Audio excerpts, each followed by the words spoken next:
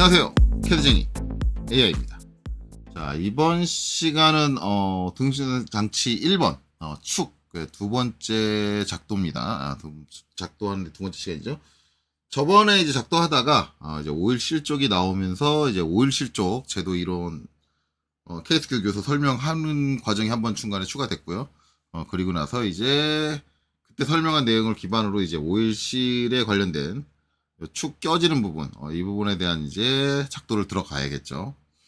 디테일한 세부적인 이제 오일실이 있음으로써 왜 그 부분이 그렇게 처리가 돼야 되는지 그런 이유에 대한 설명은 그 영상 KS 교육 요소의 오일실에 대한 내용을 다시 한번 찾아보시는 게 좋을 것 같아요. 지금은 이제 KS 교육 찾아보고 적용하는 것까지만 하겠습니다. 세부적인 내용 거기다 설명을 했으니까요. 자, 그래서 이제 KS 교육표를 한번 띄워볼까요? 자, KS 규격표 띄워보면, 일단은 이제 우리 여기 오일실이 껴지는 축의 직경은 15파이. 이건 베어링에 의해서 결정나죠? 베어링에서 결정나고, 이제 그 축 직경이 결정나면 그 축 직경에 맞춰서 오일실을 선정을 하는 겁니다. 그러니까 축 직경이 달라지진 않을 거예요. 그래서 축을 그릴 때는 위에 있는 오일실 사이즈가 나와 있는 부분을 찾아볼 이유가 없어요. 여기 오일실이 이 축에 껴져야 된다는 걸 안다 그러면 바로 오일실 부착관계 쪽을 보시면 되고요. 이 축 직경이 15니까 바로 이제 어디를 보느냐? 마찬가지 15를 봐야겠죠. 여기서 15. 15 항목을 보면 이제 뒤에 13.1이다. 그렇죠? D2가 최대 13.1이다 라고 얘기했어요. 근데 저는 이게 최대잖아요. 최대니까 저는 소수점 있는 걸 싫어합니다. 그래서 저는 이거를 13으로 할 거예요. 왜냐면 최대가 13.1, 이게 13.1보다 작은 건 상관없어요. 13으로 할 거다. 그래서 이제 적용을 하면 여기서 이제 옵셋 6.5가 되겠죠? 6.5가 올라오고요. 올라온 요 끝점에서, 그쵸? 끝점에서 적용돼야 되는 게, 이제 여기 15에서 30도. 이것도 이제 거기 설명을 했지만, 15에서 30도 사이에는 어떤 각을 선정하시든 개인의 자유다. 어떤 값을 선정해도 전부 다 정답이 된다라고 말씀드렸습니다. 저는 일반적으로 30도를 합니다. 그래서 여기 라인, 자, 여기 교차점에다 대고, 각도 30도 해서 대충 길게 빼주고요. 그 다음에 이제 이 선은 요즘 땄으니까 필요 없으니까 이거 지워줄 거고요. 그 다음에 정리를 하면 트림. 여기서 이제 요렇게 정리가 된다. 그리고 이제 여기 모서리 요 잡히는 부분 여기에 이렇게 선이 하나 그려져 있는데 이 선 저는 안 그립니다. 저거 이제 그려야 되느냐 안 그려야 되느냐 얘기 물어보시고 있는데 제가 봤을 때 이 선은 안 그려도 돼요. 이제 저 선을 그려주는 건 여기 이제 모서리가 지금 전 뾰족하게 있을 때 이 부분의 모서리를 표현해주기 위해서 이렇게 내려서 그려주게 되는데 실질적으로 이 부분에 이 모서리가 존재를 하지 않습니다. 왜냐하면 여기 필렛으로 다 쳐요. 그렇죠? 둥글기를 준다라고 돼 있어요. 필렛으로 다 치기 때문에 이 모서리가 사라져요. 그래서 일반적으로 표현을 안 해요. 근데 여기다가는 그릴게요. 여기다가는 그리는 이유가 만약에 이걸 그리게 된다면 얘를 어떤 식으로 처리해야 되는가 그것도 좀 알아야 되기 때문에 나는 저걸 굳이 그려놓고 싶어. 그러면 저게 어떻게 처리돼야 되는가 그것도 이제 알아야 되기 때문에 여기는 좀 그려 놓을게요. 근데 저라면은 이제 원래 저는 없는 상태로 작성을 갑니다. 자, 어쨌든 이렇게 그려 놓고요. 자, 그 다음에 이제 둥글기를 줘야 되는데 둥글기 값은 정해진 게 없습니다. 이게 내가 주고 싶은 대로 그냥 편하게 주시면 돼요. 뭐 1을 주든 0.5를 주든 2를 주든 3을 주든 4를 주든 주면 되는데 100 그렇게 주진 않겠죠. 끼켜야 이제 5 정도 많이 가요. 5 정도 주는데 일단은 이게 이제 이쪽 부분에 있는 둥글기는 상관이 없어요. 근데 이쪽 부분의 둥글기는 약간 제약이 있습니다. 그 제약을 살펴보려면 이게 여기서 축이 또 한번 이렇게 나오잖아요. 이 축이 지름이 얼마인지를 봐야 돼요. 저기에 둥글기를 주는데 이 축 지름을 침범하지 않는 범위 내에서 줘야 됩니다. 그렇기 때문에 문제도면으로 가서 거기를 재야겠죠. 그래서 문제도면으로 한번 돌아갈게요. 자, 문제도면에 왔습니다. 그래서 이제 거기를 한번 재보면 여기죠. 여기서부터 여기까지 12입니다.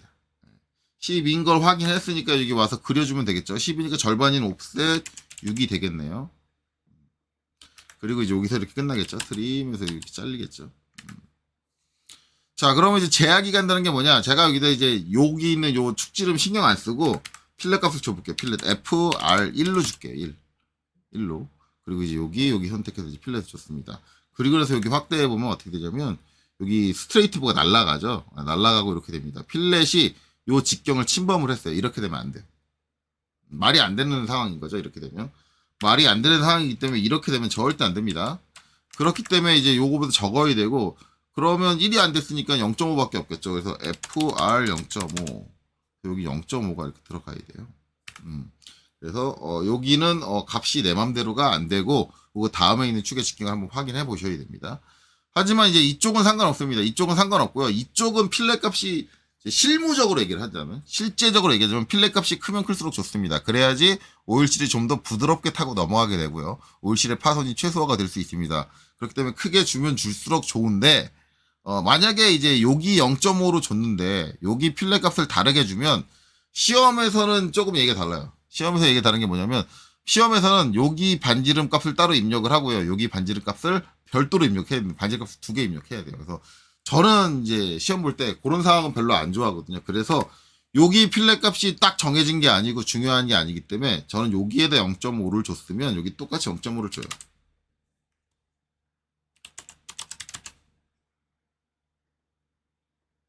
여기를 0.5로 준다고 해서 잘못되는 게 아닙니다. 예, 잘못됐다는 게 없죠. 그냥 케이스 규격에는 둥글기를 주시오라고만 돼 있어요. 둥글기를 줬고요. 문제는 없지요. 예, 그렇게 되는 거예요. 하지만 이제 저게 실무적인 개념으로 생각하면 여기 값은 별도로 주고 좀 더 크게 주는 게 좋다라는 것까지만 알고 계시면 될 것 같아요. 자, 그리고 이제 이렇게 되면서 이제 여기는 뭐예요? 필렛에서 살짝 벗어나게 되죠. 그러니까 여기가 이렇게 까이면서 솔직히 말하면 이 모서리는 없어요. 없기 때문에 안 그리는 게 정답이에요. 제가 생각했을 때는. 근데 이제 굳이 나는 이걸 표현을 해야겠다 그러면 이제 남겨놓을 수는 있다. 뭐 그런 식으로 표현해주는 방법은 있으니까 뭐 그렇게 되는 거죠. 자, 그리고 이제 이렇게 되면은 요 15, 직경 15짜리 절반은 다 그렸잖아요. 그러면 이제 밀어. MI. 해서, 자, 위의 절반을 선택을 하고요. 자, 여기 중심선 있는 데를 잡아서 이제 반대로 아래쪽으로 대칭으로 넘깁니다. 그리고 나서 이제 또 정리를 해줘야죠. 자, 여기서 잘라주고요. 그 다음에 여기 같은 경우는 똑같이, 여기서 잘라주고요. 이 상태로 끝내시면 안 됩니다. 왜냐면 지금 이게 이제 외형선에 딱 붙어 있잖아요. 근데 실질적으로 이 모서리가 있는 게 아니라 원래 저기서 닿는 겁니다라는 것만 알려주기 위한 거기 때문에 이게 이렇게 표현되면 안 되고요. 굳이 이제 여기서 표현돼야 된다고 한다면 LEN DE 마이너스 한 0.5 정도 살짝 띄워가지고 이렇게 떨어지게 이렇게 그려줘야 돼요. 굳이 이 선을 그리겠다라고 한다면. 그리고 이게 외형선으로 되는 것보다 이게 실제로 있는 선이 아니기 때문에 가능하면 비형상선인 가상선으로 바뀌시는 게 맞고요. 가상선으로 이렇게 바뀌는 게, 이점세선으로 바뀌는 게 맞고요. 이거보다 더 정확한 표현은 여기는 실질적으로 접선이 생깁니다. 여기 보면 요 호하고 직선부하고 만나는 요 접선. 그래서 여기도 경사선하고 호하고 만나는 저 접선. 얘네들도 마찬가지 이렇게 표현하면 안 되고 가상선. 이렇게 표현해 주는 거고, 끝단을 이렇게 딱 붙여주면 안 좋고, 이렇게 마이너스 2mm 마이너스 2mm 너무 크네요. 마이너스 0.5mm 해가지고 여기도 이렇게 0.5mm 띄워주고, 여기도 0.5mm 띄워주고, 0.5mm 띄워주고, 0.5mm 띄워주고. 이거 굳이 여기를 표현한다 그러면 이게 더 맞는 표현이에요. 접선으로 표현해 주는 게 더 맞는 표현인데, 접선을 표현하게 되면 이제 거기만 접선이 있는 게 아니라 여기도 접선이 있어요. 여기도 이 호하고 여기하고 만나는 이 접선도 있습니다. 이것도 표현해 주는 거고요. 근데 이 접선들의 표현이 안 된다고 해서 지금 이 부분의 형상을 못 알아먹겠냐? 그건 아니거든요. 형상을 알아먹는데 전혀 문제가 안 된다 그러면 얘네들은 그냥 안 그려주는 게 더 제일 좋아요. 2D 도면은 웬만하면 선을 그리는 걸 자제하는 게 좋아요. 깔끔한 게 좋아요. 형상을 내가 저 선을 그리지 않으면 저 형상을 다른 사람이 이해를 못해. 그게 아니면 2D 같은 경우는 생략하는 게 좋아요. 그렇기 때문에 저라면 이렇게 안 그리고 간다. 저는 이제 앞에서 먼저 그려가지고 보여준 게 이렇게 표현해주는 방법도 있습니다. 저렇게 표현해주는 방법도 있습니다. 다양하게 보여드리려고 그린 거고, 저라면 지금 여기 있는 것처럼 안 그리겠습니다. 저라면 그럴 거예요. 자, 이렇게 되고요. 그 다음에는 이제 여기 12파이짜리가 있는데 이 부분을 이제 마저 마무리를 줘야겠죠. 그래서 문제에 가서 보면은 이렇게 돼 있는데 반대쪽에 이제 너트가 체결돼 있고요. 이제 반대쪽이 나사입니다. 나사인데 이 나사의 직경이 요 안쪽 축 직경하고 똑같은지 안 똑같은지는 확인을 우리가 아직 안 했죠. 그렇기 때문에 한번 재보셔야 돼요. 무조건 같을 거라고 추측을 하는 건 개인의 추측이고, 우리가 시험 볼 때는 항상 확인을 하셔야 됩니다. 똑같이 12가 나오는지. 12가 나옵니다. 그러면 이제 12파이라는 저 부분의 길이는 여기서부터 여기까지의 길이가 되겠죠. 이 전체 길이를 재셔야 돼요. 그렇죠? 전체 길이. 그래서 이제 잽니다. 재면은 여기서 이제 여기까지 38이 나오네요. 38. 그러면 이제 여기서 옵셋 38이다. 그 다음에 이제 트림. 잘라서 정리를 하죠. 이렇게 잘라서 정리를 해요. 자, 그럼 여기가 나사다. 나사인데 이게 전부 다 나사가 아니죠. 이쪽은 또 나사가 안 돼 있어요. 이 너트가 체결되는 부분까지는 나사다라는 거예요. 나사다. 그러면 이제 일단 저희가 나사라는 걸 알았는데 나사면은 이제 10이면은 우리가 일반적으로 사용되는 건 미터 나사니까 미터 보통 나사가 있고요. 그 다음에 가는 나사가 있어요. 근데 우리가 상식적으로 생각할 때는 일반적으로 특별한 이유가 없을 때는 미터 보통 나사를 사용을 한다. 왜? 미터 보통 나사가 구하기도 쉽고 양도 많고 그 다음에 가격도 싸고 뭐 다 그래요. 그런데 그럼 저기는 특별한 경우냐 아니냐는 판단을 해야 될 거 아니에요. 그렇죠? 이 부분이 특별한 경우냐 아니냐는 판단을 해야 될 거 아니에요. 우리가 일반적으로 볼트를 사용할 때 시중에서 볼트를 살 때 그냥 보통 나사 볼트가 많이 팔고 있고 보통 나사 볼트를 사와서 쓰는 게 싸고 그러다 보니까 이쪽은 보통 나사를 적용을 했다. 그럼 여기 너트잖아. 너트도 일반 시중에 사올 거 아니야. 그럼 저거 너트 기준으로 생각을 하면 그냥 보통 나사 너트를 사는 게 더 싸고 구하기도 쉽고 이런저런 이유에서 저기는 보통 나사를 쓸 것이다 라고 생각한다면 너무 섣부른 판단이죠. 자, 이제 요쪽에 소켓머리 볼트를 사용한 쪽과 이게 너트를 사용한 쪽과 좀 상황에 좀 차이가 몇 가지가 있어요. 특수성이 좀 달라지는 부분이 몇 가지 있는데 그 부분들을 좀 확인을 해봐야 돼요. 그러면 어떤 걸 확인을 해야 되느냐? 자, 일단 여기 이제 소켓머리 볼트 쓰는 경우 같은 경우 커버를 고정시켜주는 건데 볼트를 몇 개 썼냐? 하나, 둘, 셋, 네 개를 써요. 네 개를 써서 커버 하나를 고정을 해요. 그렇죠? 커버 하나를. 요거 하나로 고정하는 게 아니라 그게 네 군데가 있다고. 그러면 이제 여기서 우리가 하나 생각해야 되는 건 뭐냐면 이 이제 기구가 동작을 한단 말이에요. 동작을 하게 되면 동작을 하는 모든 기구는 기본적으로 뭐가 발생을 하냐? 진동이 발생돼요. 근데 이 진동이라는 게 좀 안 좋은 게 뭐냐면 진동이 발생을 하게 되면 볼트가 풀립니다. 아주 그냥 우리가 뭐 볼트 그냥 풀러내듯이 그냥 확 이렇게 풀리는 건 아닌데 그 진동에 의해서 볼트가 풀릴 수가 있어요. 그럼 진동에 의해서 볼트가 대체 왜 풀려? 라고 생각하는데 일반적으로 이제 요거는 좀 상식적으로 생각을 해보면 이제 대략적으로 제가 대략적으로 그릴게요. 대략적으로 이렇게 이제 이렇게 있고요. 이게 나사죠. 나사가 이렇게 있어요. 이게 이제 앞나사다. 그러면 요 사이에 수나사가 이렇게 들어가 있죠. 수나사가 이렇게 들어가 있을 거예요. 수나사가 이렇게 들어가 있는데 일반적으로 우리가 볼트를 돌려서 낄 수 있다라는 거는 기본적으로는 앞나사와 수나사 사이에 어느 정도 약간 틈이 있어야 돼. 이게 딱 맞으면 사람이 손으로 나사를 못 집어넣어요. 드라이버 같은 걸로 못 집어넣어. 왜? 너무 딱 맞으니까. 너무 딱 맞으면은 마찰이 극대화돼서 기본적으로 조립이 되는 모든 부품들은 이렇게 유격이라는 걸 갖고 있게 돼요. 이게 이제 지금 제가 그린 것처럼 되게 크지가 않고 아주 미세하겠죠. 아주 미세하게나마 유격을 갖고 있는데 일단 볼트가 체결력이 발생이 되려면 이 벽에 딱 밀착이 돼야 돼. 밀착이 돼야 마찰이 되고 마찰력이 발생함으로써 그 마찰력을 뛰어넘지 않는 순간까지는 얘가 어떻게 돌아가지 않아요. 볼트가 돌아가지 않는단 말이에요.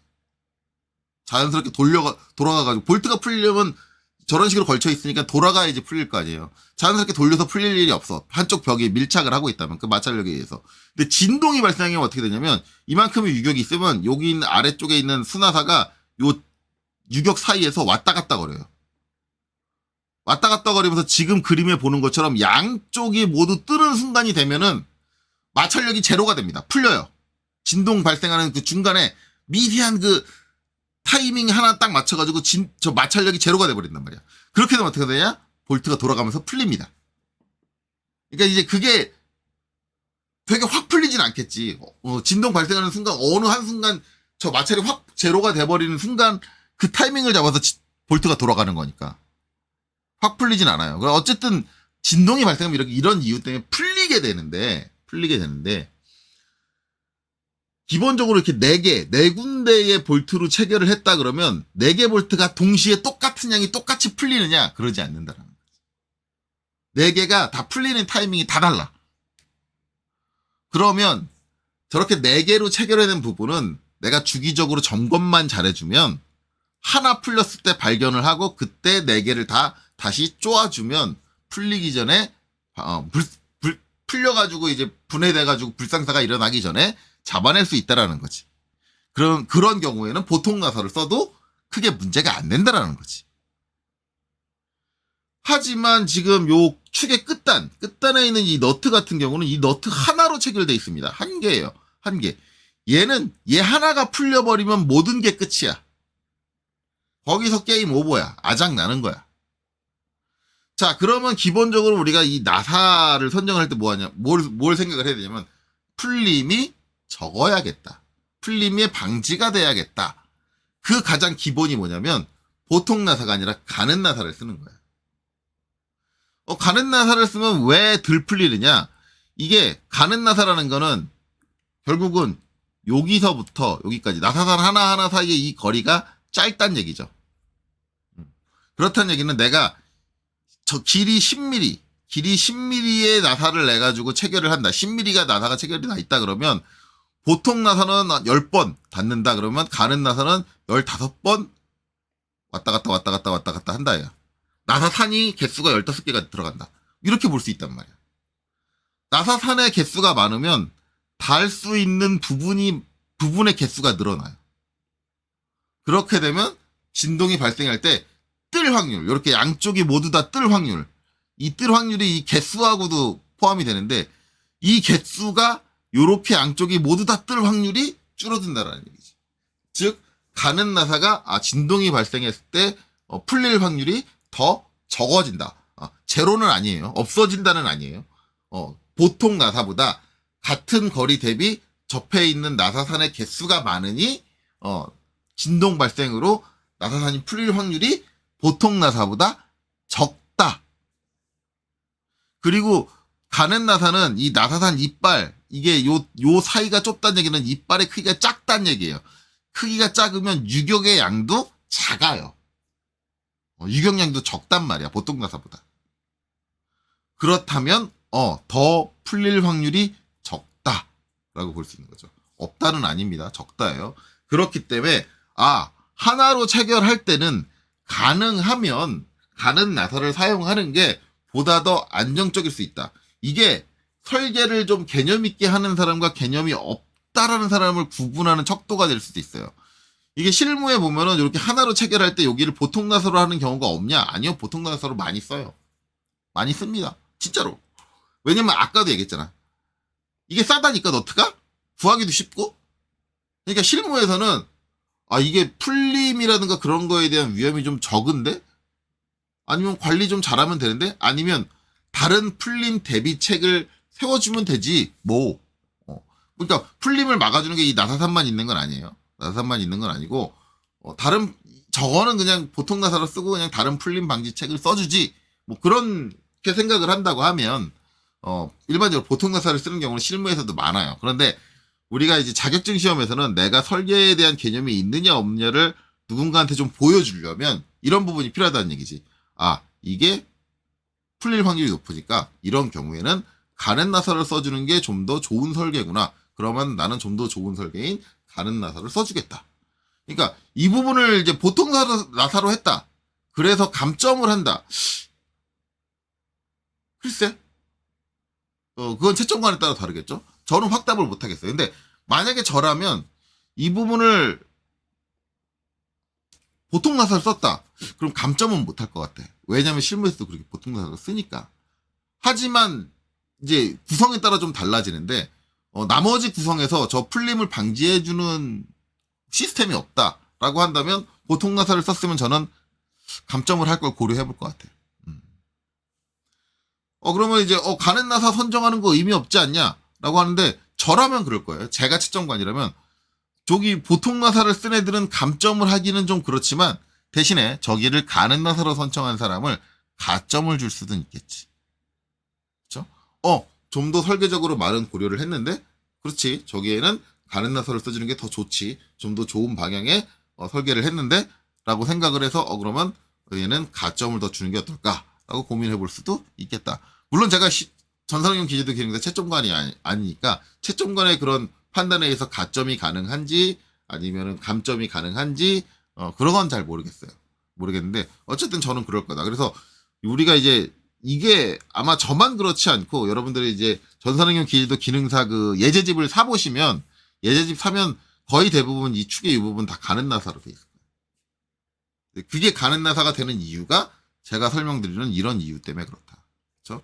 풀림 때문에 그렇다. 이런 것들은 알고 계셔야겠죠. 그래서 이제 저기를 선정을 할 때 웬만하면 가는 나사를 선정하시는 게 좋습니다. 자, 그거 이제 여기 가는 나사로 하기로 결정을 했으면 이제 여기 나사를 작성을 해야 되니까 나사에 대한 거 이제 디테일한 거는 케이스 교육 나사에서 설명을 했고, 그렇죠? 이제 그거 가지고 이제 케이스 교육표에서 적용을 하면 뭐 귀찮으신 분은 그러겠죠. 이게 M10이니까 10분의 1, 1.2 옵셋 해가지고 나사선을 그려주겠다. 그래도 이제 감점 못한다고 얘기했습니다. 제가 그거 상관없어요. 상관없는데 저는 항상 케이스 교육표대로 그리는 편이에요. 그래서 케이스 교육표로 갈게요. 자, 그래서 케이스 교육표에 이제 미터 가는 나사 쪽으로 왔습니다. 왜 가는 나사를 선정을 했는지는 앞에서 다 설명을 드렸으니까. 어쨌든 이제 여기가 10이니까 우리가 이제 M12를 봐야 되는데 가는 나사 볼 때 이제 또 한 가지 문제가 발생을 해요. 뭐냐면 가는 나사 항목에 피치가 여러 개가 있어. 이렇게 되죠. M10인데 M12 3개야. 그럼 뭘 쓰란 얘기야. 근데 앞에서 제가 설명한 얘기를 딱 여러분들이 들으시면 이렇게 생각할 거예요. 그치? 피치가 작을수록 좋다 그랬잖아. 그럼 M12 가는 나사 쓰는 것 중에 제일 좋은 건 뭐야? 제일 가는 1피치지. 그래서 나는 M12에 1피치를 쓸 거야. 이렇게 결정을 하는 거죠. 근데 이게 실제 자격증에서는 어떻게 생각할지 모르지만 자격증에서는 아마 이렇게 해도 상관없을 거예요. 이렇게 해도 상관없는데 이게 실제 실무에서는 또 얘기가 달라.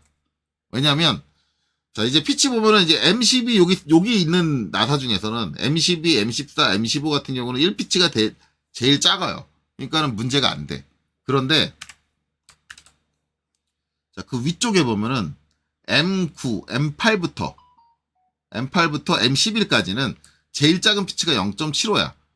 그러면 이제 그러면 M8이나 M9나 M10이나 M11은 가는 나사 쓰면 0.75 쓰겠네. 아니요. 일반적인 설계자라면 0.75를 안 쓸 거예요. 물론 이제 제가 일반적인 설계자들하고 얘기하면 너무 보편화 시키는 건데 모르겠어요. 제가 저희 업종에 있는 설계자 외에 다른 업종에 있는 설계자를 만나본 적이 없고 제가 어차피 만난 설계자들은 한정적이니까 일단 제가 알고 있는 설계자들 기준에서는 0.7을 선정하지 않습니다. 더욱이나 이거를 제가 이렇게 얘기할 수 있는 게 우리 이제 시중에서 사올 수 있는 구매품이라고 하죠. 구매품에 달려있는 가는 나사의 피치를 봐도 그래요. M8을 썼는데 M8에 가는 나사를 썼는데 0.75를 안 쓰고 1피치를 씁니다. 구매품이에요. 이건 시중 구매품. 많이 이 사람들이 사서 쓰는 구매품. M9를 써도 0.75를 안 쓰고 1피치를 쓰고요. M10을 써도 0.75를 안 쓰고 1피치를 씁니다. 자, 이게 뭐냐? 이게 설계자들의 일반적인 특성이에요. 뭐냐면 소수점 나오는 걸 죽어라고 싫어해. 어떤 값에 내가 의도적으로 소수점을 넣는 행위를 자꾸 피해요, 설계자들이. 더욱이나 가는 나사 같은 경우는 이제 다양한 용도로 사용이 되는데, 이 가는 나사의 피치가 이제, 나사의 피치 자체가, 나사를 내가 한 바퀴 돌렸으면 이제 얼마만큼 전진거리가 얼마냐. 그거를 이제 확인할 수 있는 기준이기도 한데, 저 나사 가지고 거리를 맞춰주는 경우도 있거든요. 그러면은, 우리가 이제 거리를 맞추기 좋으려면, 야, 나사 4분의 1바퀴 돌려. 4분의 1바퀴 돌렸어. 그럼 4분의 1바퀴 돌렸으면 나사가 얼마만큼 전지는지 알아야 될 거 아니야. 알아야 되는데, 자, 나사 피치를, 가는 피치를 0.75짜리 선택을 했어. 그럼 4분의 1바퀴를 돌렸어. 그럼 0.75를 4로 나눠야 돼. 당장에 암산이 되세요?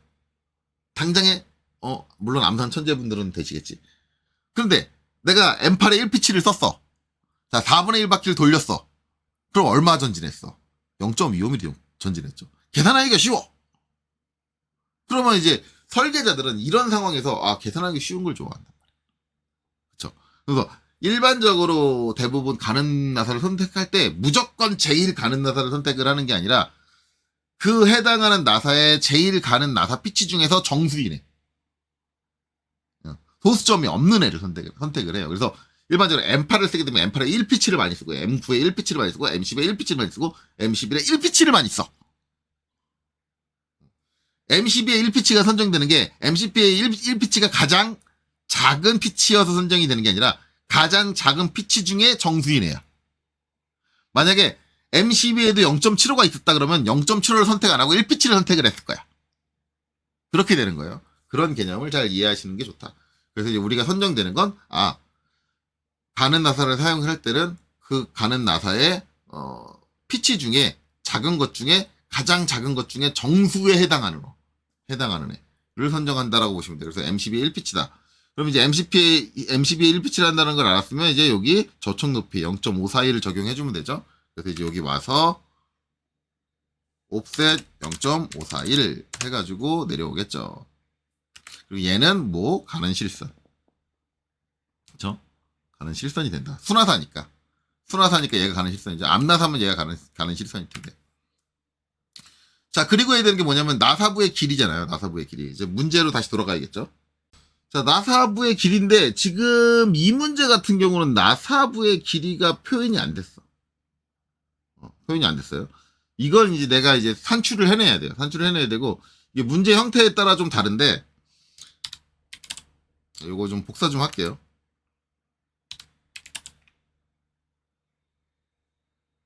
한글로 바뀌어 있네요. 뭐가 안 된다고 했어. 이거 좀 복사를 하고요. 자, 이거를 익스플로드 X로 깰게요. 분해를 하고 그 다음에 이제 여기 보면은 이게 이제 여러분들 이제 예제지 보다 보면은 저는 지금 이렇게 했는데 요게 이렇게 안 돼 있고 이렇게 돼 있는 경우 있어요.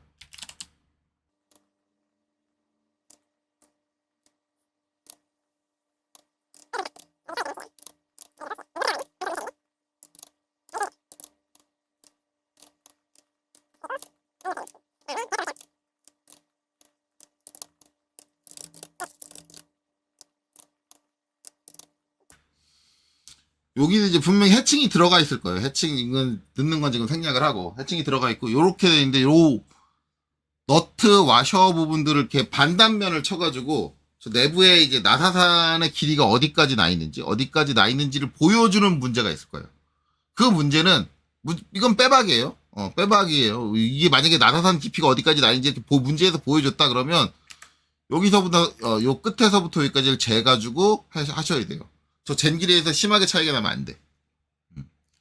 근데 원래 조립도의 개념에서 이 너트라든가 이런 것들은 저렇게 단면을 치는 게 아니에요. 솔직히 말하면. 너트 같은 애들은 저렇게 지금 보면은 여기 이 조립도에서도 보면 여기 볼트는 단면 안 쳤어요. 볼트는 단면 안 친 거예요. 원래 그런 체결 도구라든가 그런 건 특별한 사유가 없으면 단면을 치지 않는 거예요. 그래서 원래 조립도에서는 이 개념이 맞아요. 우리 이제 기구적인 부분들, 표현하는 부분들만 저렇게 부분 단면이 들어가고, 너트랑 저런 구성 요소들은, 이거 3D CAD 써보신 분들은 아실 거예요. 3D CAD 조립도 가지고 변환할 때, 단면 칠 때, 기본적으로 3D CAD들이 저런 구성품들은 단면에서 제외를 시키는 경향이 있어요. 그렇게 맞는데, 이렇게 어쨌든 이제 문제가 이렇게 돼 있으면 편해. 여기서부터 여기까지 거리를 재가지고 그걸 나사의 깊이를 정해주면 돼요. 근데 문제가 지금 이렇게 나왔다, 밑에서. 그러면은 여러분들이 따져봐야 돼요. 뭘 따져야 되느냐? 처음에 확인할 길이는 뭐냐? 요 끝에서부터 너트가 있는 데까지를 재셔야 돼요. 일단 이 너트가 있는 데보다는 깊게 나사가 나야 됩니다. 너트 길이 11.7이잖아요. 그러면 최소 못해도 12 이상은 나사가 나야 돼. 축에. 최소라 그랬어요. 최소. 근데 12, 딱 0.3 여유 더 있는 건데, 그것도 위험해. 솔직히 말하면 1mm 이상 여유가 더 있는 게 좋아요. 12, 그러니까, 그러면 13. 13. 최소 못해도 13은 나와주는 게 좋아. 나사 길이가. 그리고, 나사 길이가, 여기서 이제 요 끝나는 부분, 요 와셔가 끝나는 부분. 여기는 넘지 않는 게 좋아요. 17. 여기는 안 넘는 게 좋아요. 그러니까 아까 13이라 1mm 여유 주면 13이라잖아. 13에서 17 사이야. 근데 17도 요 끝에 딱 맞아 떨어져서 별로 안 좋아. 그래서 제가 생각했을 때는 13에서 16 사이야. 13에서 16 사이. 그 정도에서 적으면 돼요. 그러니까 13이 돼도 되고요. 14가 돼도 되고요. 15가 돼도 되고요. 16이 돼도 돼요. 상관없어요. 이 4개의 값 중에 아무거나 하나다? 라고 한다면 아무도 이 토를 못 따라. 왜? 그건 이 사이에 들어가 있어. 그렇죠?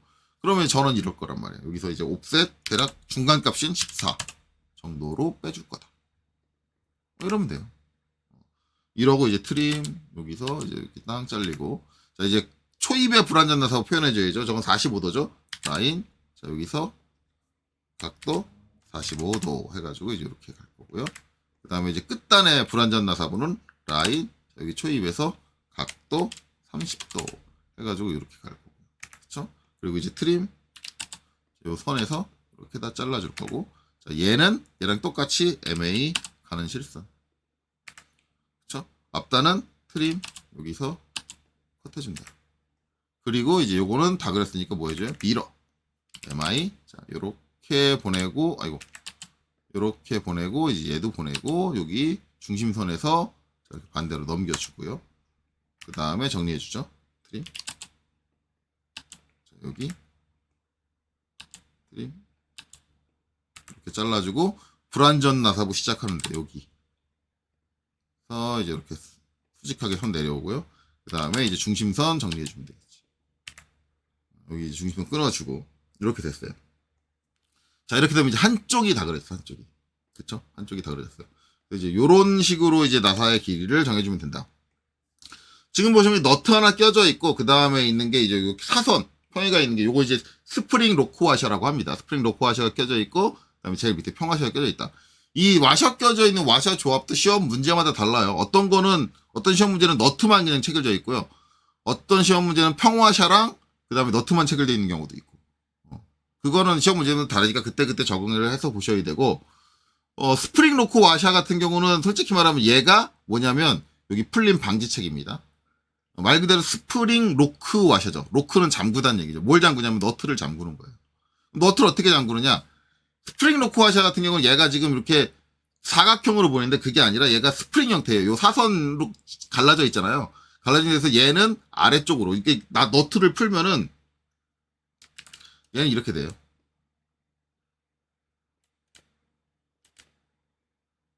이렇게 되고 얘는 이렇게 돼요.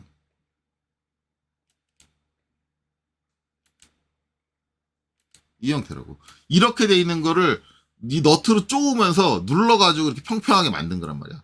그럼 얘가 스프링 형태이기 때문에 기본적으로 벌어지려는 성질이 있어요. 벌어지려는. 원래 스프링 형태로 벌어지려는 성질. 그렇게 되면 어떻게 돼요? 너트를 한쪽으로 밀어. 계속 밀고 있어. 너트를 쪼는 순간 이 스프링 로크 와셔가 중간에 있으면 너트를 한쪽으로 밀고 있어. 밀고 있으면 아까 제가 얘기한 대로 이렇게 이빨이 이렇게 있으면 이빨의 한쪽 끝이 밀려가지고 이렇게 딱 닿아요. 유격이 이렇게 발생을 해. 여기는 무조건 다. 한쪽으로 밀어가지고 한쪽이 계속 이렇게 닿아 있는 형태가 되니까 어떻게 되느냐? 이쪽에서 마찰이 계속 지속이 돼. 그러니까 이 스프링 로크 와셔를 쓰면 마찰이 지속이 되게 되는 거예요. 그렇기 때문에 진동에 의해서 풀리는 확률이 더 확 주는 거지. 그래서 얘도 풀림 방지용으로 들어가는 거예요. 스프링 로크 와셔도. 그러면 이런 풀림 방지책이 있다 그러면 여기를 보통 나사로 했다라고 한다면 감점할 계제는 뭐 솔직히 못 돼요. 풀림 방지책을 하나 줬잖아. 근데 가장 좋은 거는 나사의 피치 자체도 풀림에 좀 강한 상태, 그리고 거기에 더불어 스프링 로크 와셔까지 이중으로 써주게 되면 더 안 풀릴 거 아니야. 더 안정적인 거지. 가장 좋은 거는 가넷 나사 쓰고 스프링 로크 와셔까지 같이 써주는 게 더 좋아요. 그렇게 생각을 하시면 된다. 그런 개념이고, 이제 여기 그렸으니까 이제 다음에는 뭐예요? 요 반대쪽 그리고 그 다음에 여기 이제 중간에 키홈이 있는데 키가 해야 되는데, 키홈 같은 경우는 이제 마찬가지 케이스 교육 요소로 키홈을 한번 다뤄야 될 것 같아요. 한번 다루고 나서 설명이 돼야 될 것 같고, 반대쪽 요소 같은 경우는 지금 시간이 거의 30분을 넘었으니까 요 반대쪽 같은 경우는 다음 풀이 할 때 같이 정리해, 키홈 하면서 적용하면서 이제 같이 정리해 나가도록 하겠습니다. 자, 그래서 이번 영상 여기까지 보시느라 수고 많으셨습니다.